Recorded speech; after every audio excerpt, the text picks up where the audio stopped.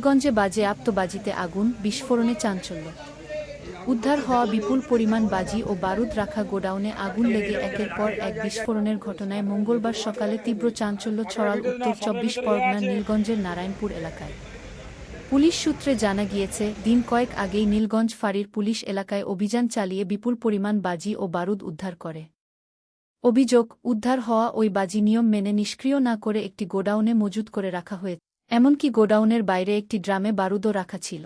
মঙ্গলবার সকালে আচমকা ওই গোডাউনে আগুন লাগে। এরপর একের পর এক বাজি ফাটতে থাকে। বিকট শব্দ ও কালো ধোঁয়ায় এলাকা কেঁপে ওঠে। খবর পেয়ে ঘটনাস্থলে পৌঁছায় দমকলের দুটি ইঞ্জিন। প্রায় ঘণ্টাখানেকের চেষ্টায় আগুন নিয়ন্ত্রণে আসে। জানা গিয়েছে, যে গোডাউনে বাজি রাখা ছিল তার দোতলায় একটি পরিবার বসবাস করতেন। বিস্ফোরণের শব্দে তারা দ্রুত বাড়ি ছেড়ে বেরিয়ে যান। ঘটনার পর আতঙ্কে রাস্তায় বেরিয়ে আসেন স্থানীয় বাসিন্দারাও।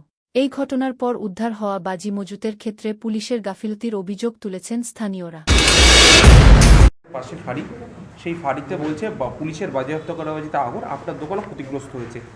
আপনি মূলত কী জানলেন, কখন আগুন লাগলো, কী হলো? 6টার দিকে দেখেছি ক্যামেরায় আগুন লেগেছে। এখনও অবধি জানি না, তবে জানতে পেরেছি যে ওরা কালকে কিছু বাজি বাজেয়াপ্ত করে রেখেছিল এখানে রাখার পর, সেটা এখন হয়েছে। বাকিটা দেখার বিষয়, এখন কী হচ্ছে তো কিছু। এইভাবে বাজি বাজেয়াপ্ত করে আপনার দোকানে তো বিশাল ক্ষতি হয়ে গেছে। হয়েছে তো অবশ্যই, বাকিটা আলোচনা করে দেখা যাবে। তাও আনুমানিক কত ক্ষতি হয়েছে আপনার? কিছু বলতে পারবো না। সব ফাইলপত্র পুড়ে গেছে? হ্যাঁ, টাকাও আগুন লেগে গেছে। টাকাতেও আগুন লেগে গেছে। কয়েকটা গাড়িও পুড়ে গেছে, আগুন লেগে গেছে দেখা যাচ্ছে। 7 থেকে 8টার ওপর গাড়ি নষ্ট হয়ে গেছে। তাও কত টাকা ক্ষতি হয়েছে বলে মনে হচ্ছে? এখন মানসিক অবস্থা সেরকম নেই। পরে নামটা একটু ইন্দ্রজিৎ দেব। আগুন জ্বলছে। আগুন চলছে। কোথা থেকে আগুন লাগলো কি জানতে পারলেন? না, এরকম কিছু এখনো জানতে পারিনি। কালকে দোকান খোলা ছিল দোকানে? কালকে সারাদিন দোকান হয়েছে। তারপরে হঠাৎ করে এভাবে আগুন? সেটা তো বলতে পারবো না, এখনো দেখার বিষয়। বাজি বাজেয়াপ্ত করে রাখা হয় এরকম দোকানের পাশে? পাশে থাকে, আছে দেখছি। আচ্ছা, আগে ছিল এরকম রাখতো? কারণ আগেও তো বাজি রিকভারি হয়েছে। হ্যাঁ, ওরকম পাশে ছিল। এই এখনো পুরো বিষয়টা জানা যায়নি, জানার পরে কি ক্ষতি হয়েছে এখনো কিছু নেই, দেখা যাক, কাজ হোক তারপরে। ঠিক আছে, আপনার নাম? সুস্মিতা দাস। উঠে আমরা কাজকর্ম করেছি, তখন 6টা বাজে।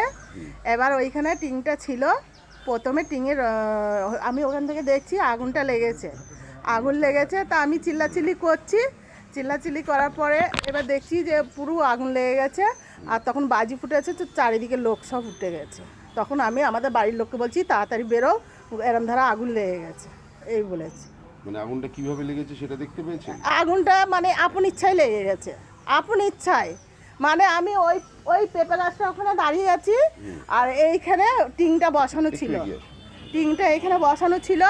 তা ওই টিনের ওখানে থেকে আগুনটা টিঙে থেকে ধরেছে। ধরার পরে তারপরে মিনিমাম 5 মিনিট মতন টিনটা জ্বলার পরে তারপরে ওই বাজির ইয়েতে গিয়ে জ্বলেছে। মানে ওতে তারপরে বিস্ফোরণ হয়েছে কি? না, বিস্ফোরণ হয়নি। মানে হ্যাঁ, মানে এমনি চারিদিকে বাজি আগুন টাগুন সব ছিটিয়ে গেছে। তখন আমরা ভয়তে ওইদিকে পালিয়ে গেছি। আপনাদের পাশে একদম যেখানে বিস্ফোরণটা হয়েছে সে পাশেই তো আপনার বাড়ি? হ্যাঁ, এই তো আমাদের বাড়ি, সব এই যে আমাদের বাড়ি। কতটা আতঙ্কের মধ্যে? আমার তো তখন গা হাত কাঁপছে, আমি কাকে ডাকবো সেই সময়।